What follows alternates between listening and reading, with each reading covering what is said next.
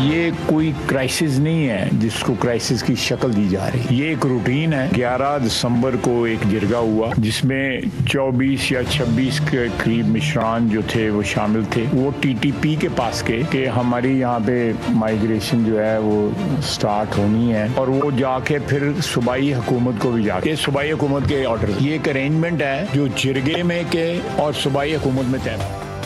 वादी तीरा में कोई ऑपरेशन नहीं हो रहा। खैबर पख्तूनख्वा हुकूमत सारा मलबा ऐसे ऑपरेशन पर डाल रही है जिसका वजूद ही नहीं। वजीर दिफा ख्वाजा मोहम्मद आसिफ ने कहा है कि तीरा से लोगों की नकल मकानी का नोटिफिकेशन केपी हुकूमत और जिरगे की मुशावरत के बाद जारी हुआ। केपी हुकूमत ने नकल मकानी के लिए 4 अरब का फंड मुख्तस किया, मगर नकल मकानी को बहरान करार देने की कोशिश की जा रही है। बर्फबारी के दौरान पाक अफगान सरहद पर वाक़िफ वादियों से नकल मकानी होती है। हर साल लोग यहाँ से हिजरत करके दूसरे इलाकों में चले जाते हैं। कोई अनोखी चीज नहीं है। इंटेलिजेंस बेस्ड ऑपरेशन होते रहते हैं। सूबाई हुकूमत और मुशीरान के जिरगे से फौज का कोई ताल्लुक नहीं। ये तीनों मुस्तफी हों, वजीर आला सिंध, मेयर कराची, वजीर इत्तलात, ये नादान दोस्त, ये आपके सफीने पर इतना इन्होंने बोझ डाल दिया 18 सालों में, और गुज़िश्ता 5-5.5 सालों से मेयर कराची ने कि ये सफीना डूब ना जाए, खुद ही फैसला करके इस बोझ को कम करें। मैं बिलावल भुट्टो जरदारी साहब से अपील करता हूँ, हम और अहलियान कराची, अहलियान सिंध, अहलियान पाकिस्तान इस मुतालबे से पीछे हटने वाले नहीं हैं। वज़ीर आला, वज़ीर इत्तला सिंध और मेयर कराची फौरी इस्तीफा दें। MQM पाकिस्तान का मुतालिबा। MQM रहनुमा फारूक सत्तार ने कहा, आसिफ अली जरदारी और बिलावल भुट्टो फैसला करें। इन तीनों शख्सियात ने आपको बर्बाद कर दिया। सानहा गुल प्लाजा पर जुडिशल कमीशन बनाए, वरना कराची को वफाक के हवाले करें। किसी सूरत सानहा गुल प्लाजा की जुडिशल इंक्वायरी से पीछे नहीं हटेंगे। सिक्योरिटी वापस लें या कोई भी कार्रवाई करें, हम अपने मुतालिबे से दस्तबरदार नहीं होंगे। मुस्तफा कमाल ने कहा, पीपल्स पार्टी समझती है सिक्योरिटी वापस ले लेगी तो हमें डरा लेंगे। उन्हें हक नहीं है कि वो कराची के हुक्मरान रहें। अमीनुल हक कहते हैं कि MQM ने कभी सिक्योरिटी नहीं मांगी, अपनी आवाम के साथ हैं, किसी भी चीज से घबराने वाले नहीं।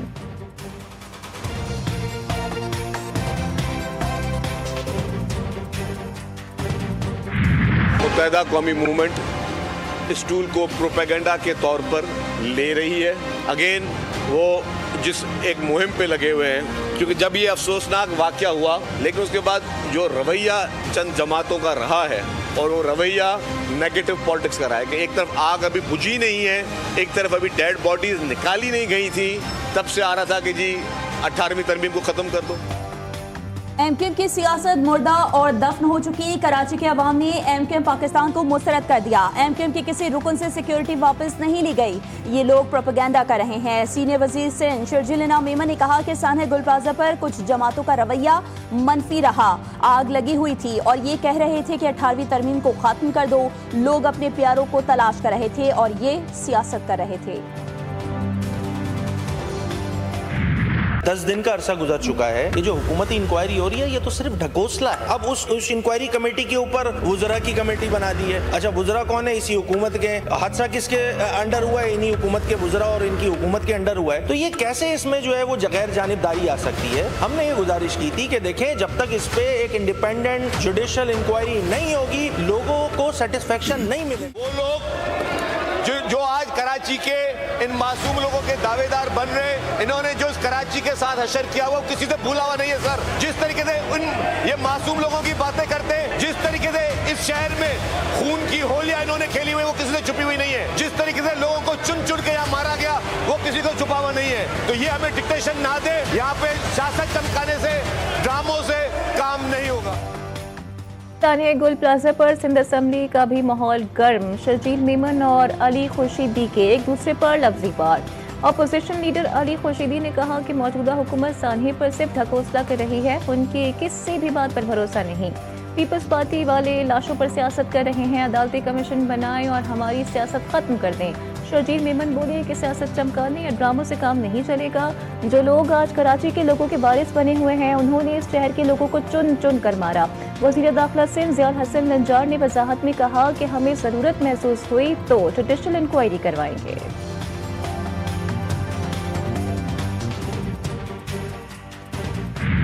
सान्हे गुल प्लाजा के शोहदा के लवाहिकीन के लिए 1-1 करोड़ रुपए की मंजूरी। गुल प्लाजा सान्हे पर सब कमेटी भी कायम। कमेटी कमिश्नर कराची की सरबराही में कायम इंक्वायरी कमेटी की रिपोर्ट का जायजा लेगी। वज़ीर आला सिंध की ज़ेर सदारत सूबाई काबीना का इजलास। मुतासरा दुकानदारों को 1-1 करोड़ रुपए बिलासूद कर्ज फराहम करने की भी मंजूरी। सान्हे गुल प्लाजा में जाम हक मजीद 4 अफराद की शनाख्त हो गई। अब तक 27 लाशों की शनाख्त मुकम्मल हो चुकी।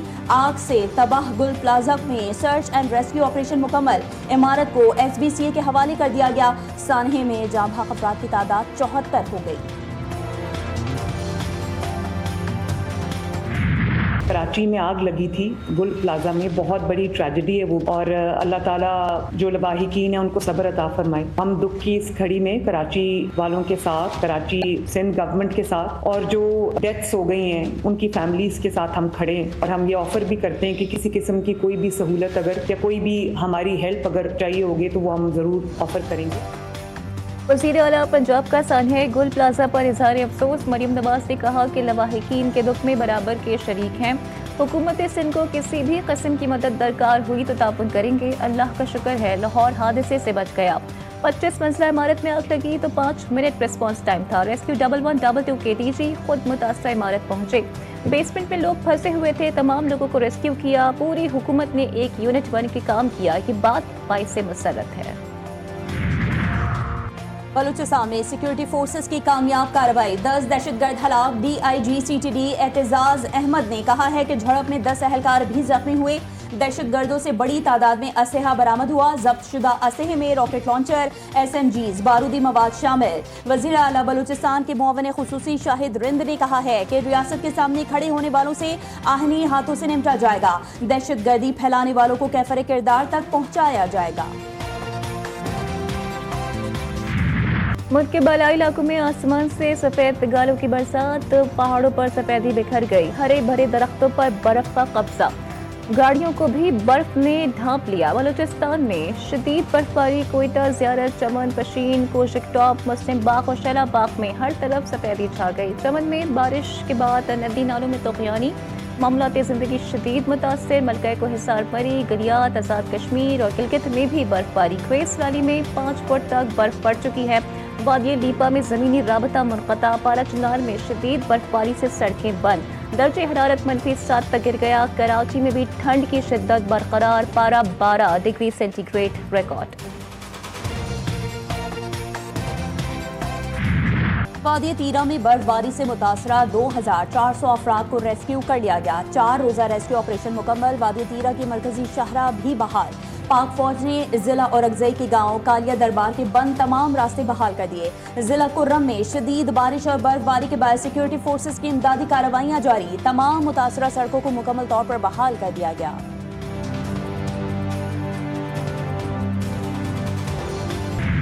अमेरिका में शदीद बर्फानी तूफान। कई मकामात का पारा -49 डिग्री तक गिर गया। 44 रियासतों के 20 करोड़ अफराद के लिए शदीद तरीन ठंड की वार्निंग जारी। 24 रियासतों में इमरजेंसी नाफिज। मुख्तलिफ हादसात में 30 अफराद हलाक। 70,000 से ज़ायद परवाज़ें मनसूख। 10 लाख अफराद बिजली से महरूम। न्यूयॉर्क में हर घंटे पर 2 इंच बर्फबारी रिकॉर्ड। बर्फानी तूफान से अमेरिका को $100 अरब से ज्यादा का नुकसान हो गया। बर्फानी तूफान ने कनाडा के सूबे टोरंटो, ओंटारियो के बड़े हिस्से को भी अपनी लपेट में ले लिया। टोरंटो पियर्सन इंटरनेशनल एयरपोर्ट पर 19 इंच से ज्यादा बर्फ पड़ी। बर्तानिया में तूफान चंद्रा के बायस 27 इलाकों में बर्फबारी की वार्निंग जारी। मशरक़ वुस्ता में जंग के बादल गहरे। अमरीकी जंगी बेड़ा USS इब्राहिम लिंकन भी पहुंच गया। अमरीकी सदर डोनाल्ड ट्रंप ने कहा है कि ईरान के करीब वेनेजुएला से कहीं बड़ी फौजी क़ुव्वत जमा कर दी है। ईरानी वज़ारत ख़ारजा ने कहा है कि अमरीकी सरगर्मियों पर गहरी नज़र है। जंगी बेड़े की आमद से कोई फ़र्क नहीं पड़ेगा। हमला हुआ तो असरात ईरान तक महदूद नहीं रहेंगे। रूस और चीन का ईरान की सूरत हाल पर करीबी नज़र रखने पर इत्तेफाक।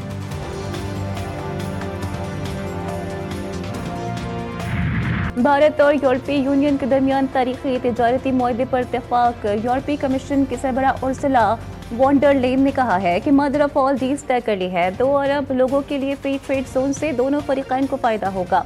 नरेंद्र मोदी ने कहा कि ये मुआहदा दुनिया की मजमूई GDP का 25% कवर करेगा। अमेरिका की मुआहदे पर सख्त बरहमी। अमेरिकी वज़ीर खजाना स्कॉट बेंसेट ने कहा है कि यूरोपीय ममालिक अपने खिलाफ जंग के लिए फंड्स फराहम कर रहे हैं। चेयरमैन पीटीआई का दहशतगर्दी पर सियासत न करने का मशवरा। बैरिस्टर गौहर ने कहा कि दहशतगर्दी बहुत संजीदा मामला है, इस पर सियासत नहीं होनी चाहिए। सर्दियों में लोग चौक से अपने घर नहीं छोड़ते। नकल मकानी हुकूमती पॉलिसीज का नतीजा है। सूबाई हुकूमत का मौक़िफ़ है कि नकल मकानी किसी सूरत कबूल नहीं। मुतासरीन को फौरी तौर पर अपने घरों को वापस भेजा जाए।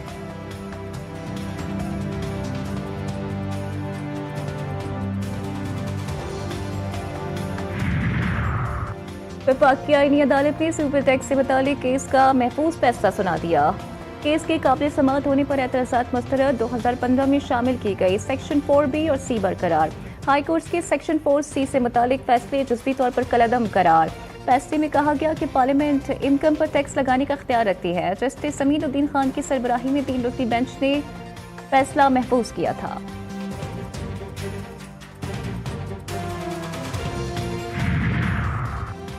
अंडर 19 क्रिकेट वर्ल्ड कप में पाकिस्तान ने न्यूजीलैंड को 8 विकेटों से शिकस्त दे दी। पाकिस्तान ने 111 रन का हदफ 2 विकेटों के नुकसान पर पूरा किया। समीर मिन्हास की 39 गेंदों पर निस्फ सेंचुरी। कप्तान फरहान यूसुफ 11, उस्मान खान 15 और हमजा जहूर 8 रन बनाकर आउट। अब्दुल सुबहान ने 4, अली रजा ने 3, मोमिन कमर और मोहम्मद सियाम ने 1-1 विकेट अपने नाम की।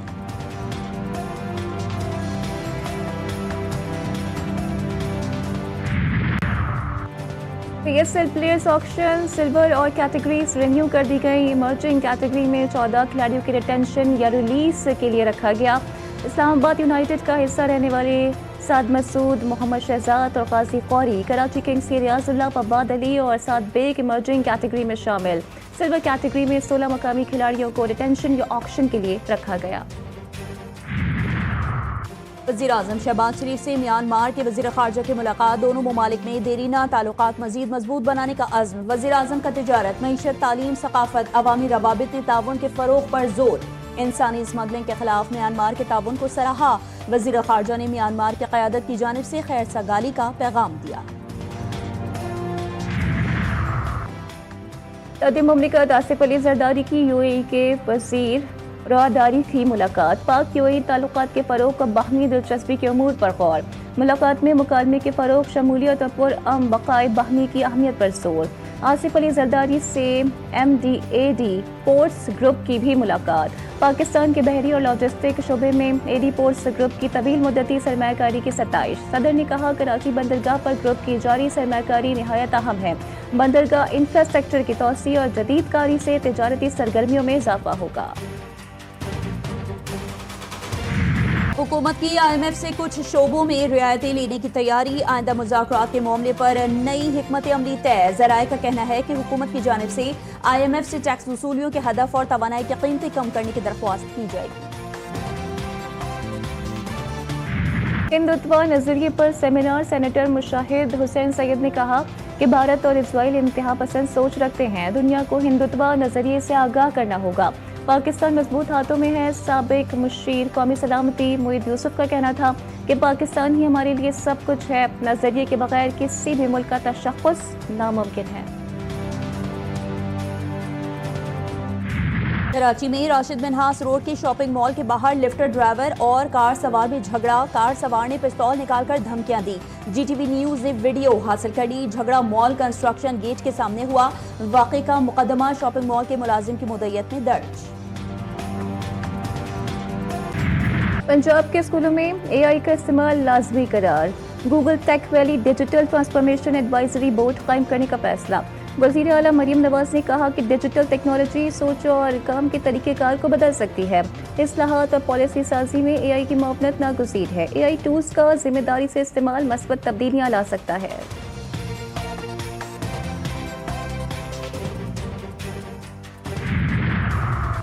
लाहौर में 6 से 8 फरवरी बसंत की मशरूत इजाज़त। अमन आमा बरकरार रखने के लिए दफ़ा 144 नाफिज। पतंगों पर मुक़द्दस मकामात या किसी शख्सियत की तस्वीर लगाने। 30 रोज़ के लिए पतंगों की तैयारी, खरीदो फरोख्त और इस्तेमाल पर पाबंदी आयद। महकमा दाखिला पंजाब के मुताबिक बसंत पर किसी किस्म की कानून शिकनी की इजाज़त नहीं दी जाएगी। आखिरी अरकमाली की बाक़ियात मिलते ही नेतन्याहू के तेवर बदल गए। सहूनी वज़ीर आज़म ने कहा कि जंगबंदी का दूसरा मरहला शुरू करने को तैयार हैं, लेकिन नया मरहला गज़ा की तामीर नौ नहीं बल्कि हमास को मुकम्मल गैर मुसल्लह करने पर मरकूज होगा। रफा क्रॉसिंग भी सिर्फ पैदल आने जाने वालों के लिए खुलेगी। अमेरिका की हमास को हथियार डालने पर किसी हद तक आम माफी की पेशकश। गजा में फायरिंग के वाक़यात में 4 फलस्तीनी शहीद, 7 जख्मी। अमरीकी शहर मिनेपोलिस में आईएस एहलकारों के हाथों 2 अफराद कत्ल के बाद शदीद एहतजाज। अमरीकी सदर डोनाल्ड ट्रंप घुटने टेकने पर मजबूर। आईएस एजेंट्स को वापस बुलाने का इशारा दे दिया। कहा किसी भी वक्त आईएस एजेंट्स बुला सकते हैं।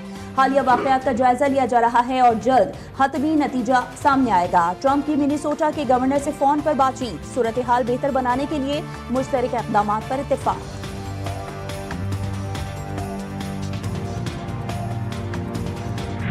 और फ्रांस में 15 साल से कम उम्र बच्चों के लिए सोशल मीडिया के इस्तेमाल पर पाबंदी का बिल मंजूर।